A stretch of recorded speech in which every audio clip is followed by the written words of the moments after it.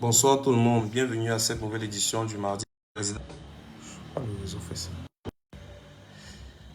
Donc, je disais bonsoir à tout le monde, bienvenue à cette nouvelle édition du mardi médical. Je suis le docteur Pouna, présentateur du mardi médical, médecin résident en radiologie et imagerie médicale. Donc, ce soir, nous allons parler d'une pathologie qui est très fréquente, qui relève d'un domaine de la médecine appelé dermatologie. Il s'agit de l'acné. C'est la raison pour laquelle nous avons convié un médecin dermatologue expérimenté, le docteur Ngono Lucie, qui a un énorme parcours dans sa spécialité au Cameroun, qui a été par ailleurs chef de service de dermatologie à l'hôpital gynéco-obstétrique et pédiatrique de Yaoundé. Actuellement dans sa clinique privée située au quartier Fouda, elle vous en dira un peu plus. Donc, je vous invite à vous connecter, à partager le lien du direct à vos proches et nous allons commencer sous peu le temps que l'invité nous rejoigne. Donc, merci d'être connecté, de rester connecté et de partager le lien, s'il vous plaît.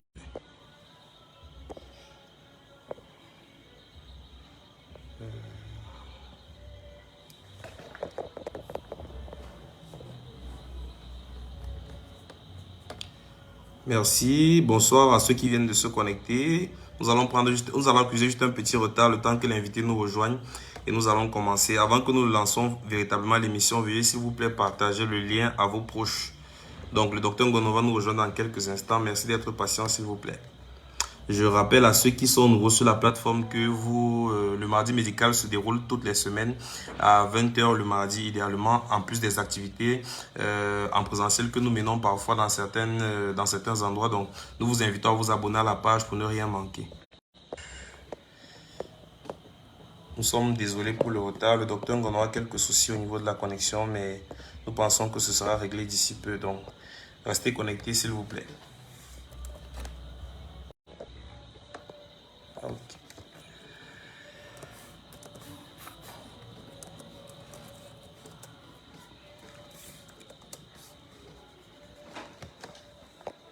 Bienvenue au nouveau. Veuillez s'il vous plaît patienter. Le docteur Ngono a quelques soucis avec la liaison. Elle va se connecter dans quelques instants. La présentation va commencer. N'hésitez pas à vous abonner au compte pour les nouveaux et à partager la fiche à vos proches. Donc veuillez patienter quelques instants s'il vous plaît.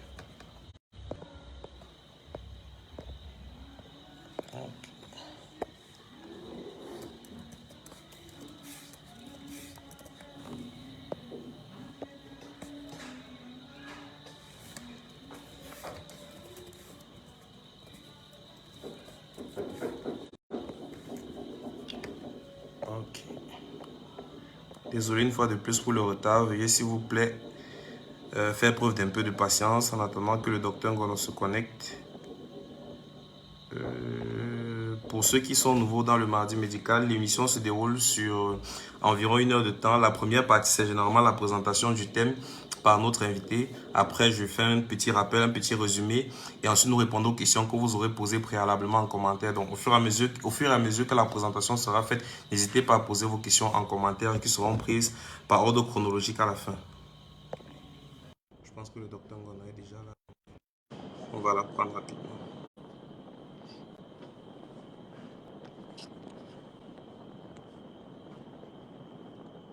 Ok.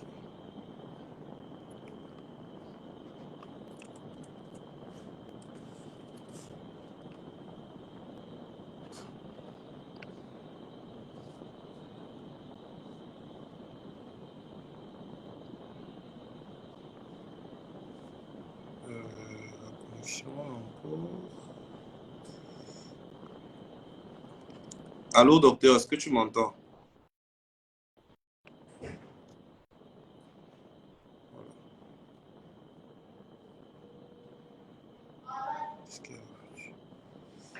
Docteur, tu as fait une mauvaise manipulation en cliquant sur non à l'ajout en vidéo. Je viens de renvoyer une demande, s'il te plaît, essaie de l'accepter.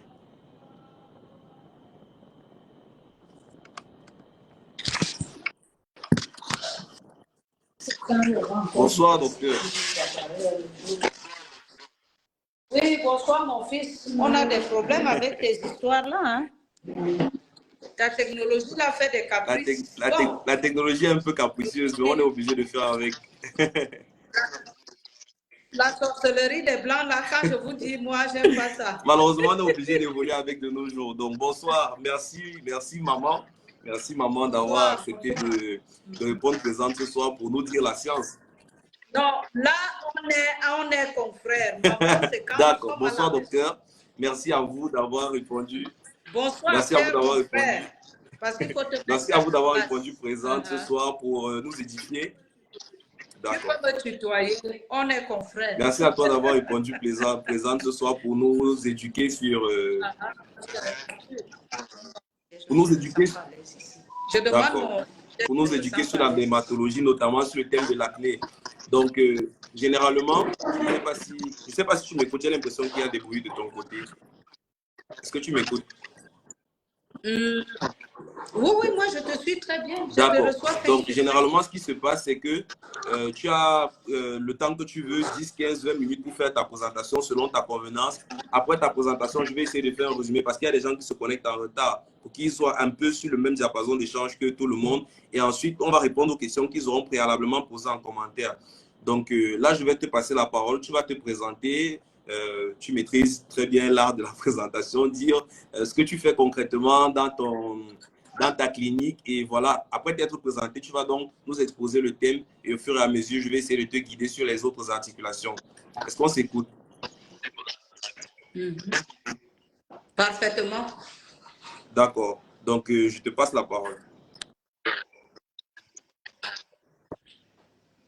Bonsoir, je suis Dr Ngono Lucie. Je suis dermatologue. Bon.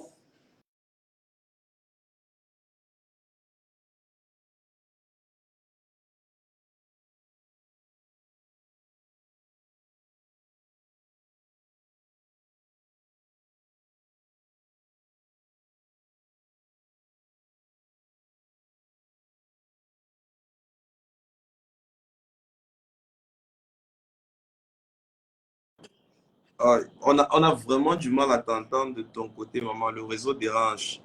Donne un instant, s'il te plaît. Parce que je ne sais pas si c'est la salle dans laquelle tu es qui pose problème. Mais là, on ne t'entend pas. On va essayer de régulariser ça avant de continuer, s'il te plaît. Allô, maman, allô, docteur, est-ce que tu m'écoutes? Allô? Oui, je t'entends très bien. D'accord, je te redonne la parole. Je pense que c'est un peu plus fluide là. Je disais tout à l'heure que je suis docteur Ngono Lucie. Je suis dermatologue, bon, vénérologue pour le départ, mais à cela j'ai ajouté d'autres spécialités. Bon, je travaille dans le domaine de la peau, des cheveux et des ongles. Donc, mon domaine, c'est les maladies de la peau, des cheveux, des ongles, l'embellissement de la peau, la correction des imperfections. Et bon, c'est des choses qu'on ne connaît pas encore tellement ici. Mais ce soir, on va plus parler d'une affection de la peau, les acnés, c'est ce qui m'a été annoncé. Exactement, exactement. Tu m'entends? Ok, d'accord. Bon, on peut passer dans le vif du sujet, je pense. Bon, c'est quoi les acnés? Les acnés, c'est une dermatose. Une dermatose est une affection de la peau. Cette affection de la peau, cette dermatose, se caractérise par l'inflammation du follicule pilosébacé. Bon, moi j'aime souvent expliquer avec un schéma à l'appui pour que mon auditeur me comprenne mieux. Parce qu'on n'est pas, quand je parle, les médecins comprennent, mais celui qui n'est pas de la médecine ne comprend pas. Donc, c'est une inflammation du follicule pilosébacé. Et cette inflammation-là peut se produire avec un abouchement de l'orifice où sort le poil. Ça fait donc l'acné. Cette affection est très courante chez les jeunes. Elle atteint les jeunes à l'entrée de la puberté. Bon, dans la littérature, on nous dit 80 à 90%. Mais on peut également la rencontrer chez des personnes plus âgées, dans les 30-40 ans. Donc, voilà à peu près. Et pour que cette acné survienne, pour qu'elle se produise, elle survient sur une peau, sur la peau. Il y a des facteurs préalables. Un, il faut qu'on ait une peau grasse, donc des glandes sébacées qui sécrètent beaucoup de sébum. C'est ce sébum que vous voyez souvent luire sur les visages. Quand certains arrivent en consultation, ils me disent j'ai l'huile sur le visage. C'est pas l'huile, c'est le sébum, c'est du gras.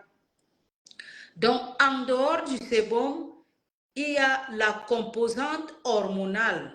Vous voyez, les enfants avant la puberté ne font pas des acnés.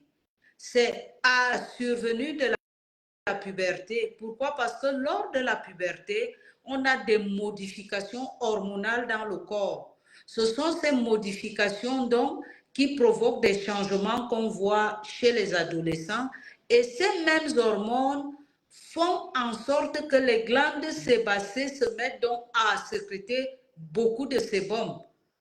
Et il y a un autre facteur qui n'est pas souvent présent. C'est une bactérie qu'on trouve normalement sur la peau, l'Opropybacterium acnes. Bon, pour faciliter, on dit P. acnes. Donc, voilà les 3 facteurs qu'il faut pour qu'on ait une acné. Bon, en dehors de ces 3 facteurs-là, on peut avoir d'autres causes des acnés. Vous allez voir chez les garagistes, par exemple, certains font des acnés.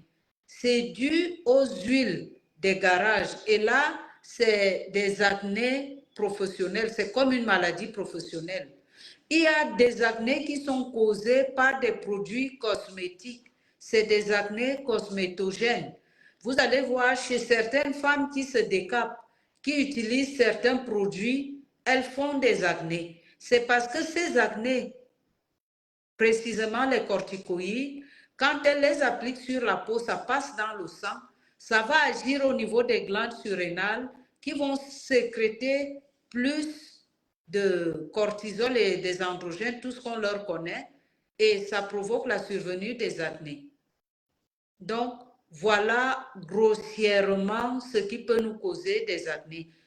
Pour résumer, pour qu'on ait des acnés, ce n'est pas toutes les peaux qui font les acnés.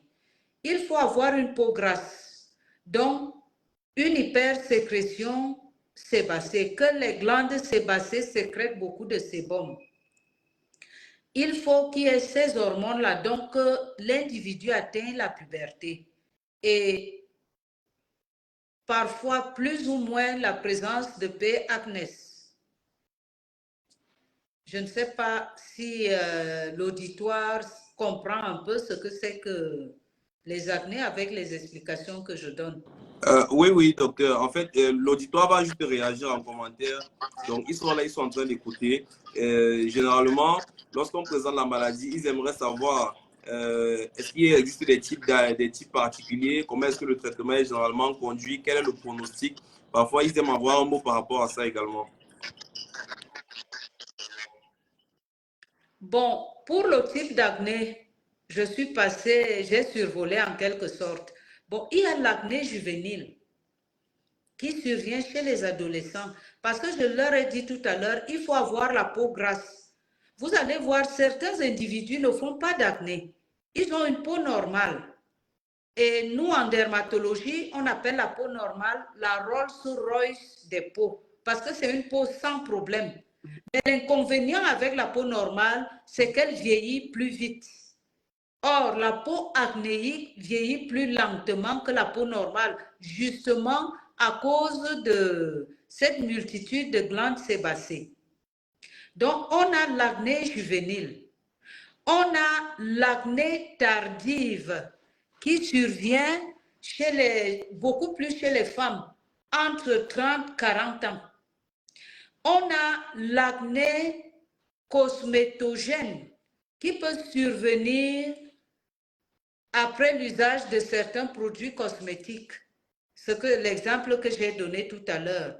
On a également l'acné qui peut être dû par l'excès d'exposition au soleil. Mais dans tout ça, le fond de la toile, c'est avoir une peau grasse. Parce que si on n'a pas de peau grasse, on ne fait pas d'acné. on ne fait pas d'acné. Donc, voilà en résumé les différents types d'acné que l'on peut avoir. Des traitements, il en existe. Et parlant du type d'acné, maintenant, localement sur la peau, on peut avoir ces acnés qui viennent s'aboucher sur la peau et font du pus. Et on a d'autres acnés qui restent sous la peau. On a des acnés inflammatoires. Vous voyez des gens avec de gros boutons inflammatoires, tout ça. C'est des acnés, bon, conglobata, là, c'est trop médical. Donc, on a des acnés kystiques, c'est comme des petits kystes sous la peau. Et ce sont ces petits acnés kystiques-là qui font souvent à la fin, une fois que ça a été traité, c'est ça, cicatrisé, ça laisse des petits trous sur la peau. Donc, voilà en quelque sorte les différents types d'acné qu'on a. Des traitements, il y en a. Les traitements, c'est en fonction du type d'acné que l'on a.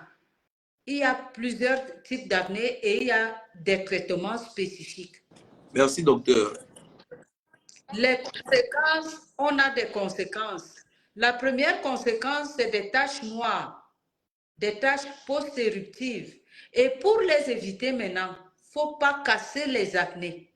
On ne casse pas les acnés. Même quand ça fait du pus, il faut respecter l'acné. Vous le laissez évoluer. Quand ça a déjà séché, on appuie, on retire le comédon. C'est le comédon qu'on presse. On ne presse pas les boutons eux-mêmes. Parce que quand vous pressez le bouton, vous agressez la peau. Vous extrayez du pus et tout. Parfois, c'est le sang qui sort. Il reste une petite plaie. Vous avez agressé la peau. Et cette peau, pour se défendre, sécrète plus de mélanine. Et il y a la petite plaie. Quand ça cicatrise, ça vous laisse une tache noire qui est difficile à faire partir. Alors que quand vous laissez le comédon évoluer, on l'extrait tout doucement. La tache qui reste part toute seule, maximum au bout de 3 mois. Vous n'avez pas besoin de la traiter. Et puis, évitez surtout les lotions qu'on vous donne pour traiter les acnés. Vous voyez, quand vous les appliquez, le visage devient clair et les taches sont plus voyantes. C'est des lotions éclaircissantes. Elles n'ont aucune action sur les acnés. Les acnés ont des médicaments spécifiques. Je ne les cite pas ici parce que je ne suis pas devant les étudiants en médecine pour donner un cours. Quand quelqu'un a des acnés, n'allez même pas à la pharmacie. Parce que le pharmacien, il a fait pharmacologie, pas médecine, encore moins dermatologie. C'est parce qu'il voit, quand nous faisons nos prescriptions, ils essayent de copier. Or, ils ne font pas la distinction entre les différents types d'acné. Quand quelqu'un va avoir un bon traitement, qu'il aille voir un spécialiste. Comme il est question d'acné, qu'il aille voir un dermatologue qui saura le prendre en charge et surtout gérer les conséquences. Parce que quand l'acné finit, il y a des séquelles qui restent et il faut savoir les gérer. Parce que vous savez, l'acné, c'est un gros problème esthétique. Il y en a qui dépriment même. Moi, j'en reçois qui pleurent parce qu'ils font des formes d'acné sévères. Et quand on finit de traiter, il y a des conséquences à gérer. Ça peut être des cicatrices, la peau grasse même, il faut la traiter. Et puis, former le patient pour qu'il sache comment il doit entretenir sa peau. D'accord, merci docteur. Alors, en dehors de cette partie où vous avez parlé, où tu as parlé, pardon, de ne pas presser les boutons, mais plutôt presser les comédons lorsqu'ils ont déjà séché, est-ce qu'il y a d'autres mesures d'hygiène ou hygiéno-diététiques qu'on préconise chez les personnes atteintes d'acné? Je commence par diététique. Diététique, non. Bon, pour ce que je sais des acnés, il n'y a pas un aliment qui provoque la survenue des acnés. Quand vous avez des boutons qui surviennent après l'ingestion d'un aliment, là, c'est une réaction allergique que les gens confondent souvent avec les acnés. Je vous ai parlé de 3 facteurs pour qu'il y ait une acné. Or, dans le cas des réactions allergiques, ce n'est pas des acnés. C'est des lésions qui peuvent être des pustules, des vésicules, mais surtout pas des acnés. Bon, on ne presse pas les acnés. Il ne faut pas tripoter le visage, tripoter les acnés. Pourquoi? Parce que la peau en elle-même est déjà colonisée par des microbes. Vos mains ne sont pas propres. Et quand vous les passez tout le temps dessus, vous ajoutez les germes à ce qui existe déjà. Et chez certaines personnes, ça peut se compliquer. Pour vous, le visage, quand vous n'avez pas encore de traitement adéquat, lavez-vous le visage simplement avec le savon de Marseille. Pourquoi le savon de Marseille? Parce que son pH, son potentiel d'hydrogène est proche de celui de la peau. Donc le savon de Marseille n'endommage pas la peau. De grâce, n'utilisez pas les savons antiseptiques. Les savons antiseptiques sont à proscrire, même pour la toilette. Pourquoi? Parce que nous avons sur notre peau une barrière de protection qui est constituée par le microbiote. Le microbiote, c'est quoi? C'est des microbes commensaux que Dieu a mis sur notre peau. Ils sont là comme les cheveux sur la tête. On a des milliards de microbes sur la peau. On a la couche lipidique et ce fameux pH. Ce sont ces trois éléments qui constituent la protection de notre peau. Quand vous vous lavez avec un savon antiseptique, il ne choisit pas qui est bon microbe et qui ne l'est pas. L'huile vient y détruire tout. Et ça fait que quand les microbes qui nous sont utiles tombent en dessous du seuil normal, ça crée des problèmes. Donc, surtout pas de savon antiseptique, que ce soit pour les boutons ou pour la toilette du corps. Prenez toujours un savon qui n'agresse pas la peau. Donc, pas de savon agressif, pas de savon corrosif, un simple savon de Marseille. Pour ceux qui ne sont pas allergiques au parfum, vous pouvez prendre de simples savons parfumés ou des gels douche. Mais pour éviter tout problème, on ne sait pas quel type de peau on a, si on a une peau qui est sujette à des allergies, si, le savon de Marseille résout tout. Quand vous avez fait ça, surtout pour les femmes qui ont l'habitude de passer des choses sur le visage, évitez des lotions faciales qui contiennent de l'alcool. Ce n'est pas bon pour la peau de votre visage. Donc, simplifiez les choses autant que possible. Nettoyez-vous la peau simplement, vous la séchez et si vous avez la possibilité de rencontrer un spécialiste, allez le voir. Ce n'est que pour votre bonheur. Le spécialiste saura gérer votre affection. Ok, merci docteur. Donc, je vais essayer de faire un petit résumé pour les retardataires avant de prendre les questions qui ont été posées par les téléspectateurs en commentaire. Alors, le docteur Ngono qui a accepté de répondre favorablement à notre invitation ce soir a parlé de l'acné. Son propos avait une certaine structure. En premier lieu, elle a tenu à définir déjà l'acné comme étant une affection de la peau caractérisée par l'inflammation de ce qu'elle a appelé le follicule pilosébacé, qui est ce follicule à l'intérieur. Pilo, ça renvoie au poil, et sébacé, ça renvoie au sébum. Elle a dit tout à l'heure, c'est le sébum qui fait souvent l'huile le visage. On a l'impression qu'on a de l'huile sur le visage. Et voilà, cette inflammation, généralement, se produit avec un abouchement de l'orifice superficiel, ce qui crée cette accumulation, les causes des boutons. Alors, elle a dit que cette affection intéressait beaucoup plus les jeunes, mais pouvait également intéresser les personnes un peu plus âgées. On va le voir par la suite au niveau des types d'acné. Comme facteur de risque, elle a recensé 3 facteurs de risque majeurs, notamment la peau grasse, c'est-à-dire celle-là qui contient des glandes sébacées qui produisent beaucoup de sébum, une composante hormonale qui était expliquée par le fait que les enfants du plus bas âge ne présentent pas d'acné, mais c'est lorsque vous arrivez à la puberté que vous commencez à présenter l'acné justement lié à ces changements hormonaux au niveau du corps humain. Et enfin, elle a parlé de l'action d'un microbe appelé Propionibacterium acnes, qu'elle a encore appelé P. acnes, de façon plus saine. Alors, elle a recensé d'autres causes en dehors des 3 facteurs de risque majeurs qu'on a évoqués, notamment chez les garagistes qui étaient exposés à l'acné à travers l'utilisation des huiles de moteur et tout ce que vous voyez souvent dans les garages. Elle a également parlé des produits cosmétiques, notamment des corticoïdes qui sont très utilisés de nos jours sans avis médical généralement, qui peuvent être à l'origine de la formation des acnés. Alors, en ce qui concerne la typologie des acnés, elle a justement parlé de l'acné juvénile qui intéresse beaucoup plus les jeunes, notamment à l'âge de la puberté. Elle a parlé de l'acné tardive qui survient surtout chez les femmes entre 30 et 40 ans. Et l'acné cosmétique, comme on l'a dit, par usage des produits cosmétiques. Il y a également bien d'autres. Alors, le traitement il est important de savoir que le traitement est en fonction du type d'acné. Il n'y a pas un médicament qui va traiter tout type d'acné. Intérêt d'aller rencontrer un spécialiste lorsque vous avez ce problème. Évitez de rencontrer un pharmacien, évitez de rencontrer des femmes qui se disent cosmétiques, je ne sais même pas comment on les appelle. Il faut rencontrer un médecin, idéalement un dermatologue. Alors, les conséquences de l'acné, c'est généralement des taches noires post-éruptives, c'est-à-dire que, bon, elle a dit, on ne presse pas les boutons, on va presser le comédon lorsque le bouton est déjà séché. Mais si vous hasardez à presser les boutons, la peau sera agressée. Ensuite, vous aurez ce trou que ça a laissé. Pour se protéger, la peau va sécréter un peu plus de mélanine et ça va vous laisser cette tache qui va disparaître difficilement au fil des mois, au fil des années. Donc, en dehors de ça, il faudrait éviter les lotions que l'on donne pour traiter l'acné à tout va. Au niveau des mesures diététiques, elle a dit qu'il n'existait pas une alimentation particulière pour éviter l'acné ou alors pour y remédier.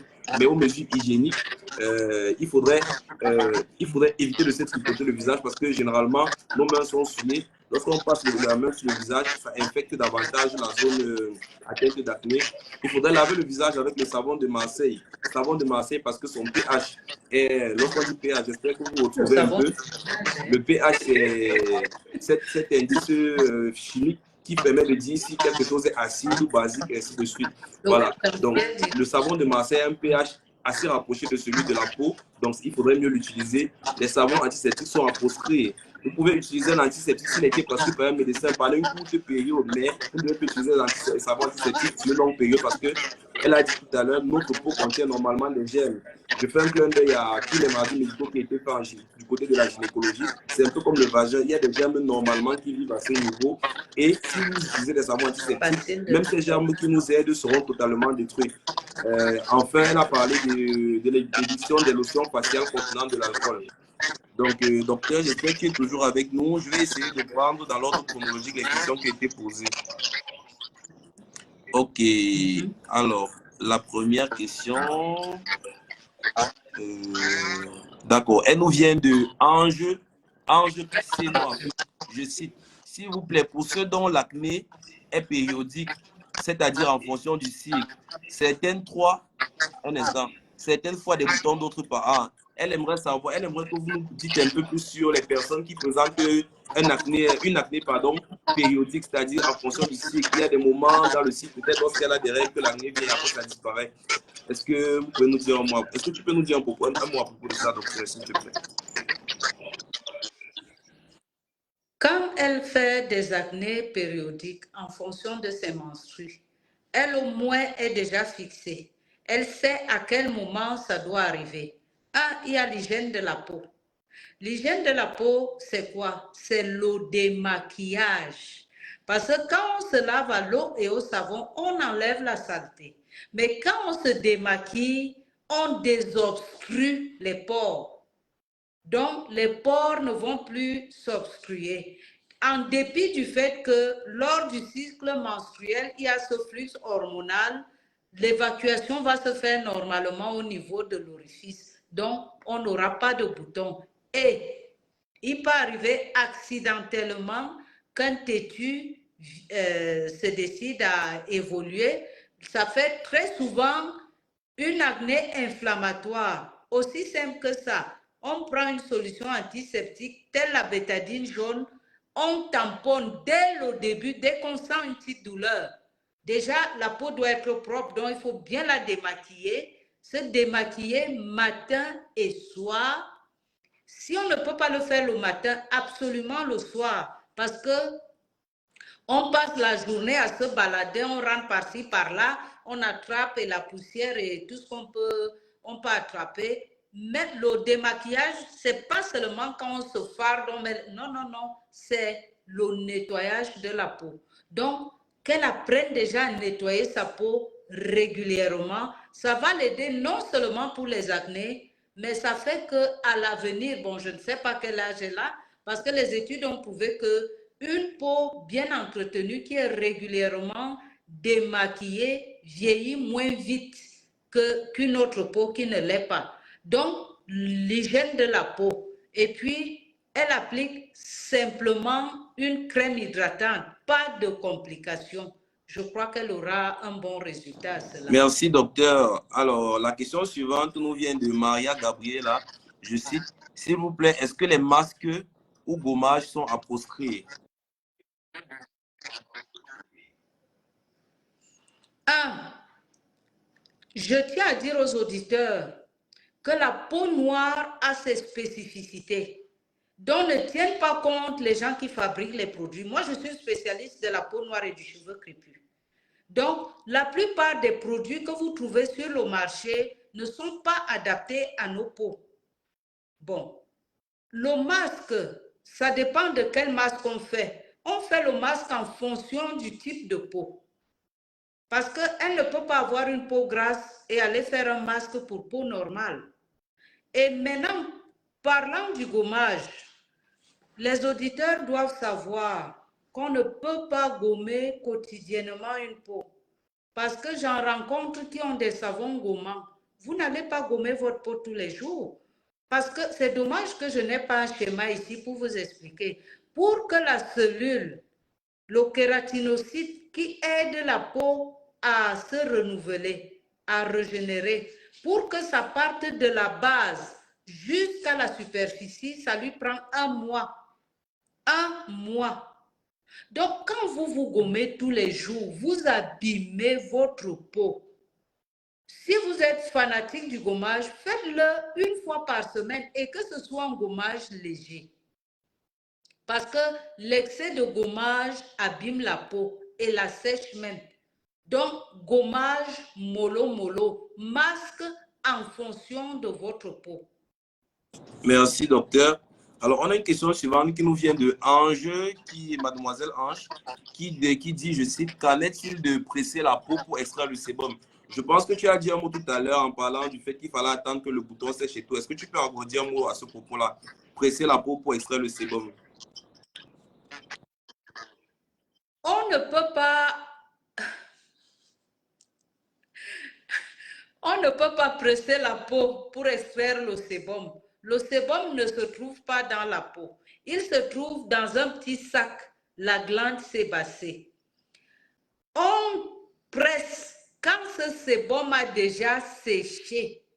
Il devient donc comédon. Mais quand il est encore inflammé, tout frais là, quand ça fait le pus dans un bouton, de grâce, ne percez pas. C'est pas joli à regarder, mais pensez aux conséquences. Supportez, attendez que ça sèche et on vient donc presser le comédon. On ne presse pas la peau. Et puis, j'espère qu'il y a des esthéticiennes qui nous suivent. Elles ne doivent pas casser les boutons quand elles font les soins du visage. Qu'elles évitent ces boutons-là. Qu'elles ne grattent pas. Excusez-moi, ce n'est pas le thème, mais j'en profite pour faire passer le message. Elles gratouillent souvent la peau avec des curettes. Vous traumatisez la peau. Vous voyez, la peau du visage, c'est la partie la plus exposée. Hein? Elle est très fragile. Et c'est par là qu'on attrape les premiers signes de vieillissement. Tout dépend, le vieillissement de votre peau dépend de comment vous gérez votre capital jeunesse. Rien qu'avec des gestes, des bons gestes, vous entretenez votre peau. Avec les mauvais gestes, vous l'abîmez également. Merci, docteur. Je pense que c'est assez clair.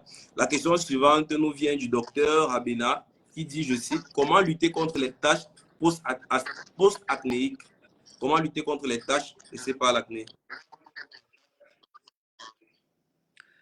Les taches post-éruptives, comme on les appelle, parce qu'il y a eu éruption de quelque chose, bon, normalement, la peau s'auto-répare parce que la peau se renouvelle toute seule.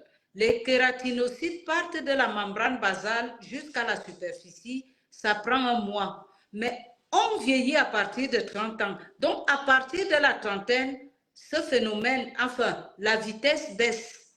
Et le voyage qu'effectue le kératinocyte de la membrane basale jusqu'à la surface, c'est le turnover. Avec ça, la peau s'auto-répare. Vous allez constater, quand vous étiez gamin, vous avez eu des bobos sur la peau. En grandissant, ça disparaît. C'est grâce à ce turnover. Et parce qu'à cet âge-là, la peau se renouvelle encore très vite. Or, quand on prend de l'âge, ça s'amortit comme les voitures. Hein. Donc, chez quelqu'un, ça dépend de l'âge. Quand on a fini de gérer les boutons, les acnés, on passe donc à la gestion des conséquences, à la réparation. On voit qu'est-ce qui a été causé comme dommage? Un, on aide la peau parce que le dermatologue ne travaille pas pour détruire la peau. On travaille d'abord pour la santé, ensuite pour l'embellissement de la peau. Il ne faut pas essayer d'arranger pour qu'après le patient souffre. Donc, qu'est-ce qu'il y a lieu de faire? On aide la peau. On lui apporte des éléments, des nutriments qui l'aident à mieux se renouveler. Et en plus, localement, on peut ajouter, bon, très souvent, moi dans mon domaine, parce que je suis dermatologue esthétique, il y a des soins esthétiques appropriés. Ça peut être des peelings, ça peut être la mésothérapie. Et avec ça, ça part très bien. Ça fait qu'au bout d'un certain temps, si on vous dit cette personne avait des taches, vous n'en reviendrez pas. Elle retrouve sa peau unie, rayonnante. Merci, docteur. La question suivante nous vient de mademoiselle Maria Gabriela. Je cite, cher docteur Ngono, est-ce que vous nous recommandez par conséquent les savons à pH basique? Lorsque vous avez parlé du savon de Marseille, est-ce que vous parlez du savon à pH basique? Du tout. Je ne peux pas le dire. Là, c'est du général. Pour conseiller un savon à quelqu'un, il faut examiner sa peau. Il y a plusieurs choses dont on tient compte.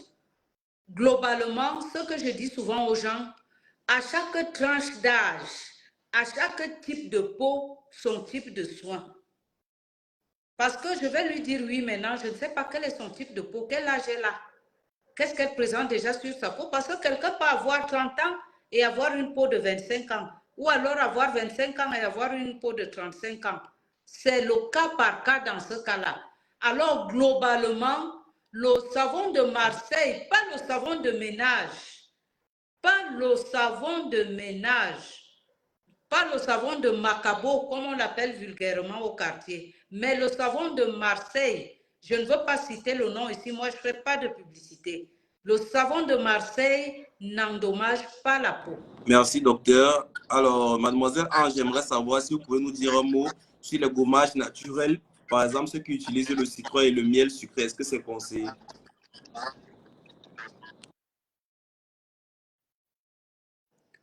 Un, j'ai dit qu'il ne faut pas abusivement gommer la peau. Bon, faire un gommage au citron, le citron, bon, peut-être parce qu'on va le diluer avec le miel. Le citron, il ne faut pas l'utiliser pur sur la peau parce que le citron est très acide. Or, le pH de la peau avoisine 5,5. Allez voir celui du citron. Si vous voulez utiliser le citron, bon, elle a dit citron, miel, je ne sais pas comment elle concorde cela.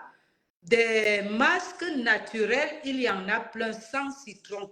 Et le masque, je ne sais pas quel type de peau elle a. Moi, je ne peux pas me prononcer.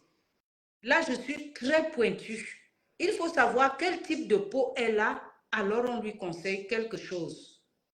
Et si, avec son type de peau, elle présente un problème, là, on saura qu'est-ce qu'il lui faut exactement. Merci, docteur. Donc, si vous voulez des astuces, des conseils par rapport à votre peau, il faudrait que docteur Ngono puisse vous consulter, savoir quel type de peau vous avez.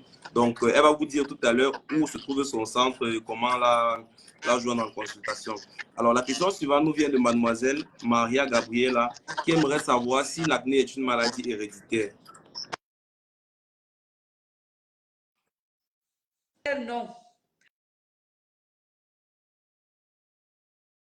Parce que dans certaines familles, on peut trouver 10 enfants. Sur les 10 enfants, un seul fait les acnés, pas tous les autres. Parfois, toute une génération passe sans acné. Dans la génération suivante, on va trouver. Ça dépend du type de peau. Bon, là, ça rentre dans le patrimoine génétique. Bon, qu'est-ce qui se passe pour que vous et moi, on est frères et sœurs, que moi j'ai une peau grasse et vous une peau normale, ou l'autre une peau mixte.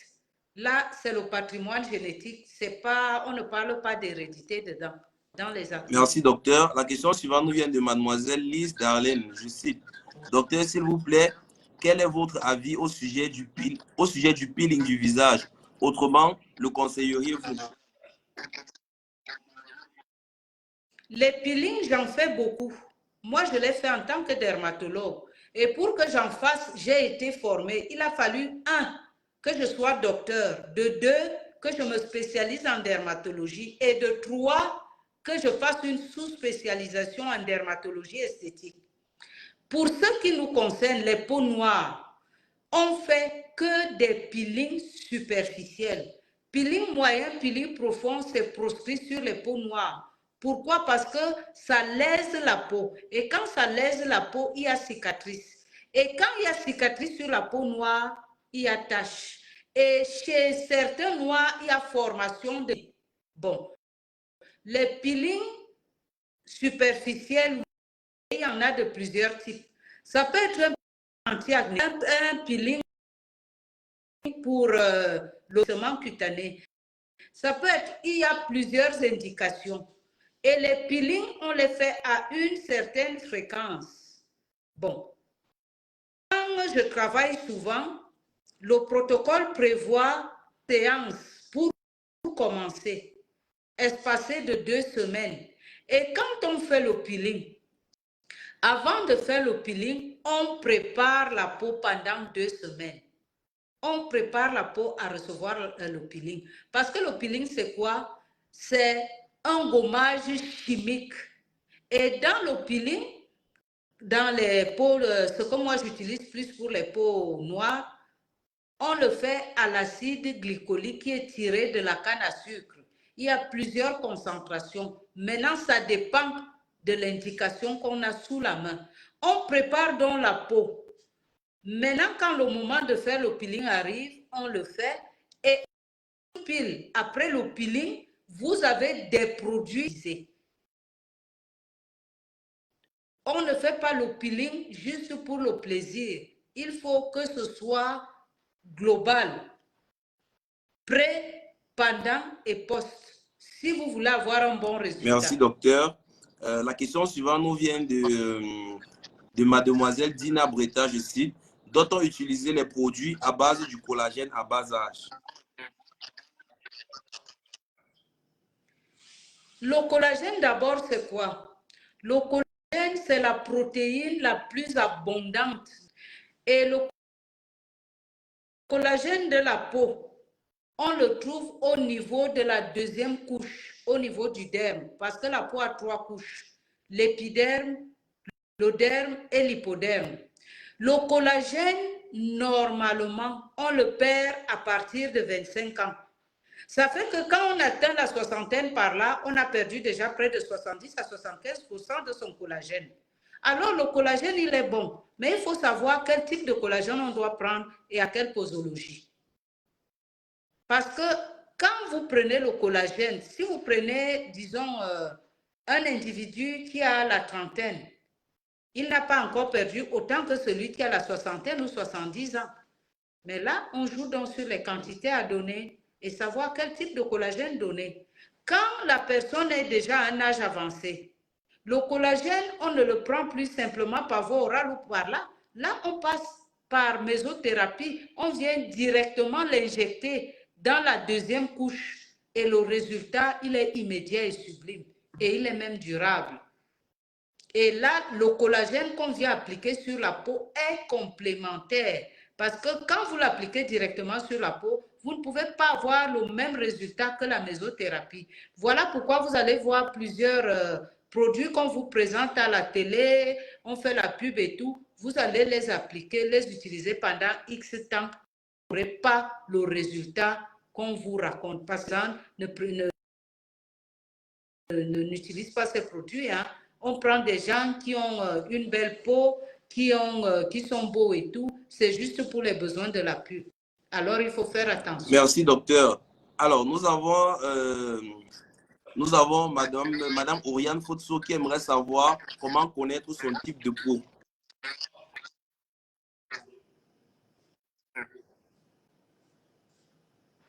Bon, quand on a une peau qui ne brille pas, qui ne fabrique pas l'huile, comme on dit, si elle a déjà dépassé la puberté, elle n'a pas fait les acnés, là, c'est une peau normale. Une peau grasse, elle va voir, ça brille de partout. Je simplifie la chose. Hein. Une peau mixte, elle va voir, c'est le thé là. Ça brille beaucoup plus ici. Au niveau des hémifaces là, ça ne brille pas. Voilà. Merci, docteur. La question suivante nous vient de mademoiselle Maria Gabriela, je cite. S'il vous plaît, docteur Ngono, est-ce que les savons de Marseille sont appropriés pour laver les cheveux? Pas vraiment. Pas vraiment. Il vaut mieux un shampoing. Il vaut mieux un shampoing. Et au shampoing, bon, puisque là, on est déjà dans les cheveux. Nous avons les cheveux crépus. Et dans nos cheveux crépus, on a 3 types de cheveux crépus.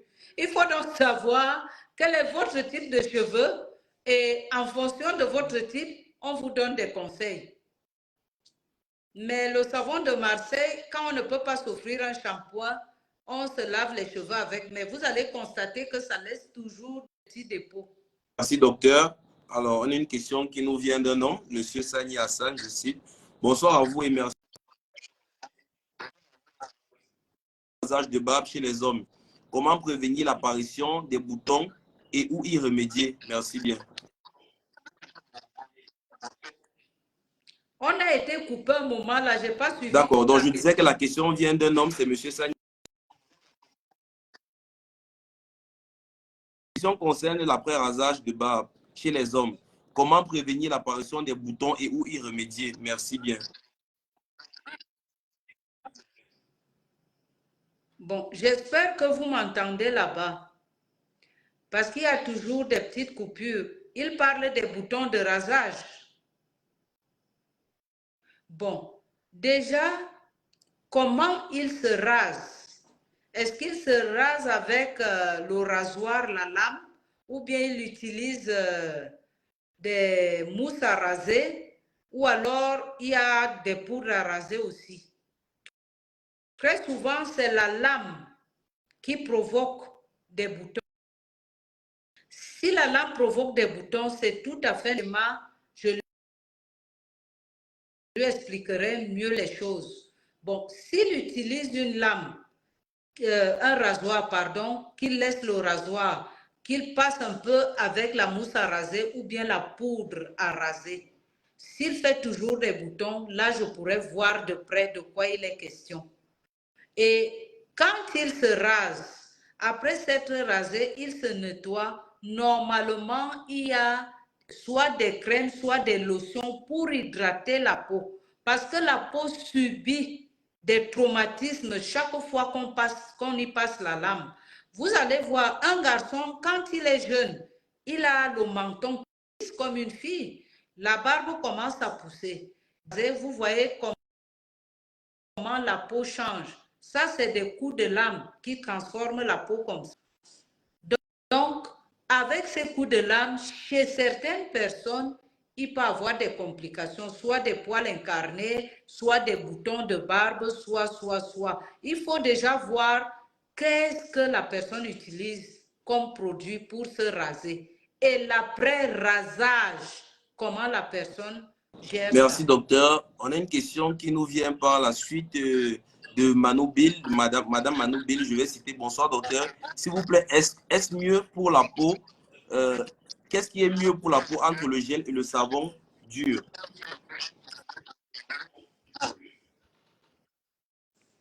Ça dépend. Est-ce qu'elle a une peau atopique, c'est-à-dire une peau qui fait des allergies? Si elle a une peau qui fait des allergies, est-ce qu'elle réagit au parfum? Là, il faut éviter tous les savons parfumés. Bon, je ne vais pas dire d'aller prendre le gel sur gras, parce qu'avec le gel sur gras, on obtient les mêmes résultats qu'avec le savon de Marseille. Donc, je ne sais pas quel type de peau elle a. Elle me pose une question banale comme ça, qu'est-ce qui est bien? Je ne peux pas lui répondre sans savoir quel est son type. Merci, docteur. Alors, moi, j'ai une question. J'aimerais savoir s'il y a un lien également entre la façon de se raser et la survenue de boutons au niveau de la nuque, ce qu'on appelle souvent folliculite kéloïdienne qui atteint les hommes. Les acnés kéloïdiennes. Tu veux savoir s'il y a une relation entre la façon oui, de la se façon raser? Bref, qu'est-ce qui cause ça concrètement? Tout à l'heure, j'ai survolé, j'ai cité quand même les kéloïdes quelque part. Les kéloïdes, c'est Une affection qui est spécifique aux Noirs. Les Blancs n'en font pas. Heureusement que tous les Noirs non plus n'en font pas.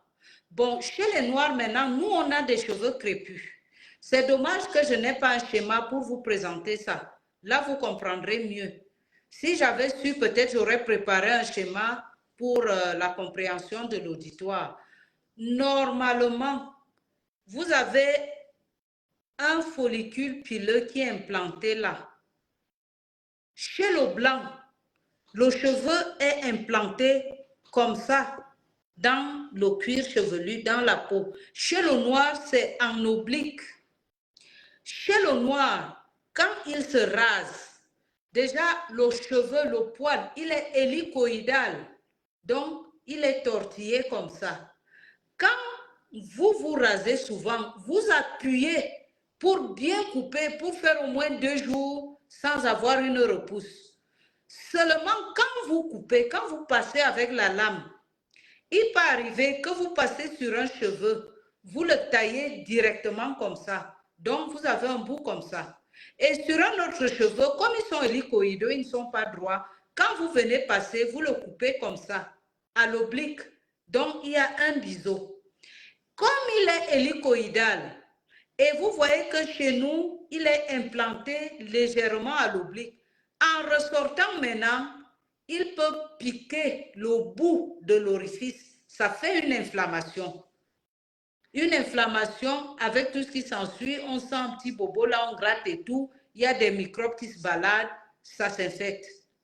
Il peut arriver qu'il sorte même, mais comme il est tortillé, qu'il vienne piquer au-dessus là, ça fait une inflammation. Voilà l'origine. Et quand vous avez le malheur d'avoir une peau qui fait des kéloïdes, c'est là où ça se gâte alors. Vous voyez certains hommes qui ont de grosses cicatrices. Parce que la kéloïde, c'est quoi? C'est une mauvaise cicatrice. C'est une mauvaise cicatrice. C'est une tumeur, mais elle est bénigne. Qu'est-ce qui se passe dans ce cas-là? Les fibroblastes se multiplient en désordre. Ils perdent le code génétique. Disons, vous devez, la vitesse limitée, c'est 40 à l'heure. Eux, ils roulent à 100 à l'heure. Donc, ils se multiplient en désordre. C'est ça. Chez quelqu'un qui n'est pas prédisposé à en faire, ça se passe normalement. Mais c'est chez ceux qui sont prédisposés à faire des kéloïdes, ça survient. Et même ceux qui ne font pas de kéloïdes, il peut arriver que ce soit des folliculites, c'est-à-dire les inflammations, infections des follicules. C'est là où vous voyez des petits boutons, même avec du pus. Et là, ça se soigne aussi. On identifie le germe en cause. Très souvent, c'est un staphylocoque aureus, un staphylocoque doré. Bon, maintenant, il faut savoir à quel antibiotique il est sensible. Et ça se traite très bien. Seulement, il ne faut pas le laisser traîner. Parce que quand ça traîne, ça détruit le follicule pileux et ça crée une alopécie.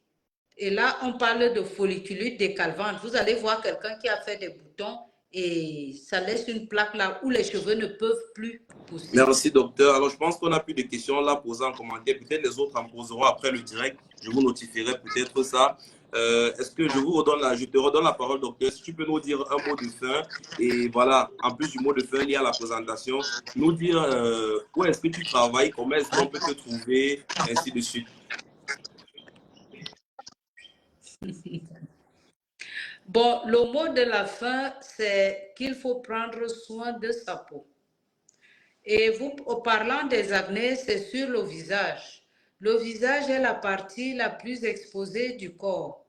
Et l'acné crée un préjudice esthétique terrible. Parce que quand quelqu'un a des acnés, vraiment dans la tête, il en est malade aussi. Moi, j'en reçois qui pleurent, qui font couler des larmes parce qu'ils ont des formes sévères d'acné. On leur a tout raconté. Bon, quand ils arrivent, je dis, moi, je pense que c'est l'acné. On va traiter et on va voir. Donc, prendre soin de sa peau veut dire être propre.